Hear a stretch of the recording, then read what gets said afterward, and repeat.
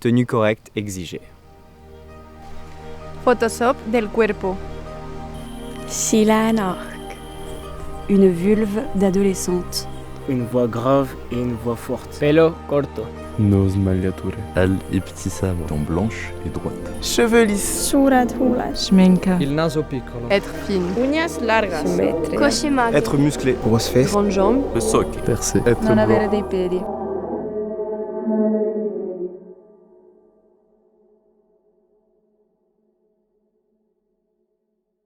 Kui ma käisin 3. klassis, siis me tegime klassiga jõuluetenduse, millega me läksime esinema kooli, kus õppisid puuetega lapsed. Kui me jõudsime sinna, siis paljud lapsed minu klassist ehmatasid ära, nähes nii paljusid puuetega lapsi. Ja seal oli väga erinevaid lapsi. Mõnel oli näos midagi viltu, suu või nina. Mõnel vaatasid silmad kõõrdi või olid käed ja jalad kõverad. Mõni oli ratastoolis. Ja osad lapsed minu klassist hakkasid sosistama ja näpuga näitama ja osad hakkasid lihtsalt neid lapsi kartma ja tahtsid ära minna. Aga kui me olime seal juba mõnda aega olnud, siis me harjusime nende lastega ära ja me hakkasime nägema, kui sõbralikud ja toredad nad on. Ja seda oli väga tore näha, kuidas kui me neid tundma õppisime, siis me nägime, et nad on väga ilusad ja toredad inimesed.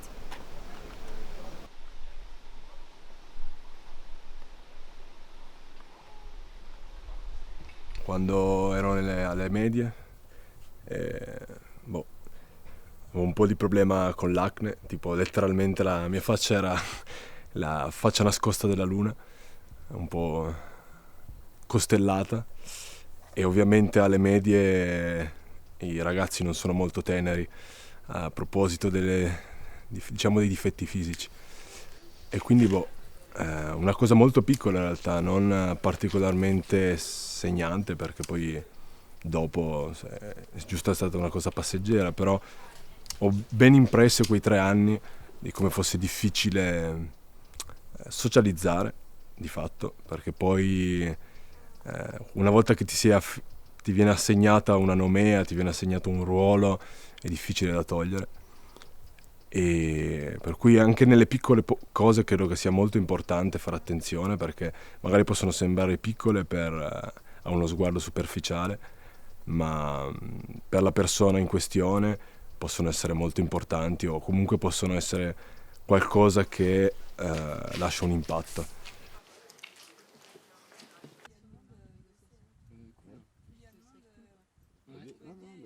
L'histoire que j'avais envie de raconter, c'était donc concernant les tenues vestimentaires correctes. Quand je travaillais comme assistant d'éducation dans un lycée, où j'étais comme aujourd'hui là en short, et que ma supérieure, donc la CPE du lycée, est venue me voir en me disant que ce serait bien que pour l'image que je dégage en tant qu'assistant d'éducation auprès des élèves, que je mette un pantalon parce que c'était plus correct que d'être en short. Or, mes collègues féminines avaient des jupes ou des robes.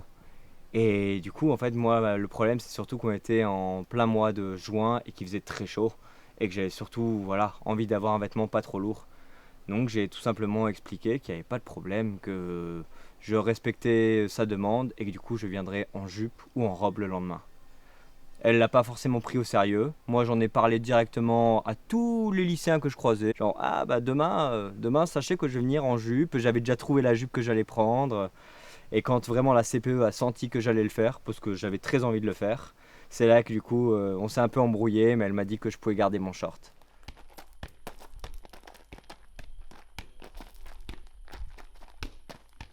Cuando era pequeño, así 7, 8 años, pues entrenaba a fútbol con mis amigos y tenía el pelo largo. Entonces mis amigos pues empezaban a decirme: córtate el pelo, que parece una niña, no tienes calor con ese pelo. Y mi madre pues en esa época le gustaba mucho y no me lo quería cortar.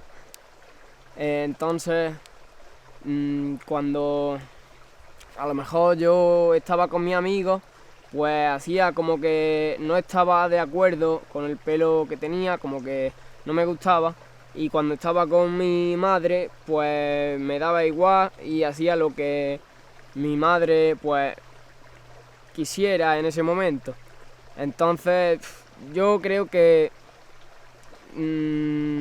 ahora que lo pienso más detenidamente, que soy más maduro y tengo más capacidad de entendimiento, yo creo que debería de haber hecho más lo que a mí me hubiera gustado y dejar algo más al margen la opinión de otra gente externa, aunque fueran mis amigos en esa época, pero verdaderamente los que mejor quieren las cosas para mí son mi familia y mis padres y obviamente yo. Así que yo creo que cada uno puede hacer lo que quiera con su cuerpo, con él mismo, y que no debe de importarle nunca lo que piensen los demás.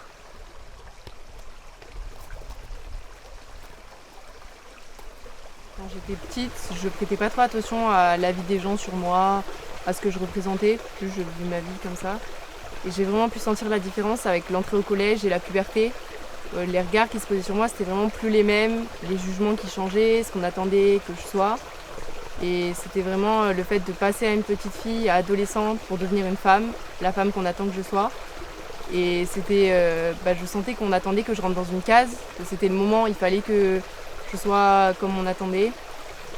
Et juste je m'y acclimatais pas, moi c'était pas ce que je voulais être. Et j'ai eu une période où après les repas, je me faisais vomir parce que j'avais le besoin d'exister pour les autres. J'avais envie d'être fine, j'avais envie d'être comme ce qu'on attendait, j'avais envie de plaire. Et c'est pas juste ma réalité, c'est la réalité de plein d'adolescents, plein de femmes, plein d'hommes qui veulent juste se mettre dans le moule parce qu'on n'a pas le choix. Et souvent on entend que c'est juste l'adolescence, c'est normal, c'est les hormones. Et pour moi c'est pas juste ça, c'est vraiment toute une société qui nous oblige à être comme ça parce qu'il y a le summer body, parce qu'il y a le fait d'être fine, parce qu'il y a le fait d'être beau.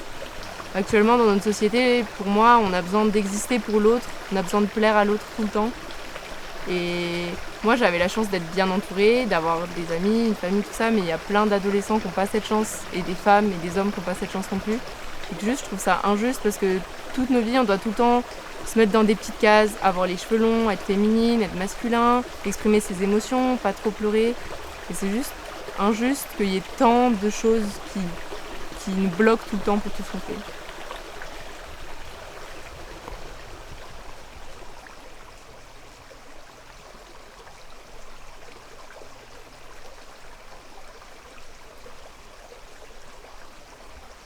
Yo quiero contar una historia de cuando de hace un par de años.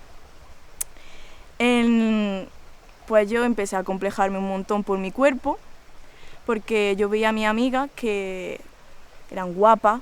Bueno, yo también era guapa, lo que pasa es que yo no lo veía porque creía que el ser guapa cumplía esos estándares de belleza. Entonces me empecé a complejar un montón y pues caí en un pozo que se llama bulimia y del que es muy difícil salir. Y mis días eran prácticamente todos iguales, siempre pensando en la comida, en qué había comido, en si había perdido peso, en si había ganado peso. Y la gente veía que yo estaba más delgada, más guapa, como me decían. Pero al final un trastorno de la conducta alimentaria, la gente se cree que es algo físico, que es solo perder peso, ganar peso, pero no es eso, el problema es mental y te hace muchísimo daño.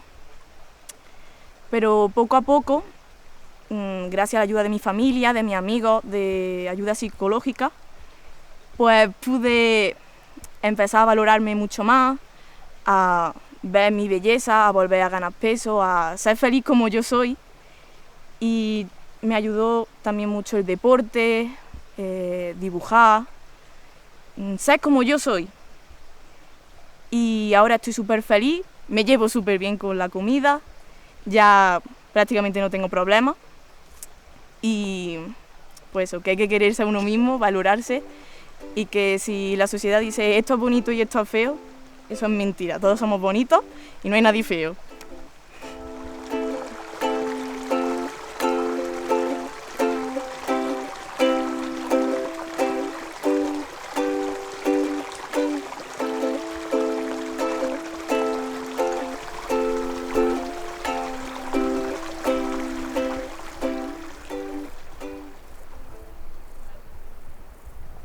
vision de la beauté particulière parce que j'ai grandi dans une petite ville où il y avait clairement 3 familles noires. Donc clairement, j'étais pas dans les critères de beauté de mes camarades. Je reflétais pas vraiment ce qu'ils voyaient à la télé. Donc j'ai toujours été la bonne amie, la bonne pote, qui plaisait pas. Donc voilà, ça a été mon enfance. Et plus tard, quand je suis devenue éducatrice, j'ai été confrontée à des jeunes très violents dans leurs paroles. J'étais la grosse, voilà, des mots comme ça qui étaient employés, qui étaient très durs pour moi et qui me faisaient très mal.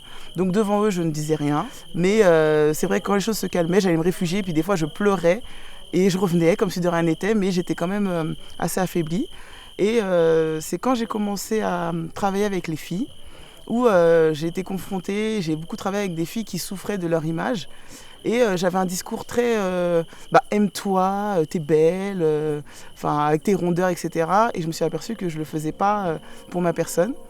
Et c'est là que les choses ont changé. Déjà, je me suis lancée dans le maquillage. Donc j'ai commencé à aimer ça, à me pomponner, à me mettre en valeur. Mais le but, c'était beaucoup pour pousser les jeunes filles avec lesquelles je travaillais à aussi s'aimer elles-mêmes. Le fait de commencer à m'assumer, ça a commencé à m'ouvrir certaines portes, dont la photo. Donc aujourd'hui, je fais une reconversion dans le maquillage, mais aussi je commence à être modèle photo pour les plus size, on va dire ça, pour les grosses. Moi, j'aime bien dire les grosses parce que on est fraîche. Je travaille avec une jeune fille en ce moment qui a du mal avec son physique. Et le fait que je sois présente au quotidien dans sa vie, ça a changé pas mal de choses. Donc on a fait beaucoup de projets photos avec elle, de stylisme. Et ça a eu un gros impact aussi sur le reste du groupe, où j'ai des jeunes filles qui me prennent beaucoup en exemple. Et je remarque que le fait que je m'assume, ça influe sur leur vie. Mais je leur dis de oser, de s'aimer.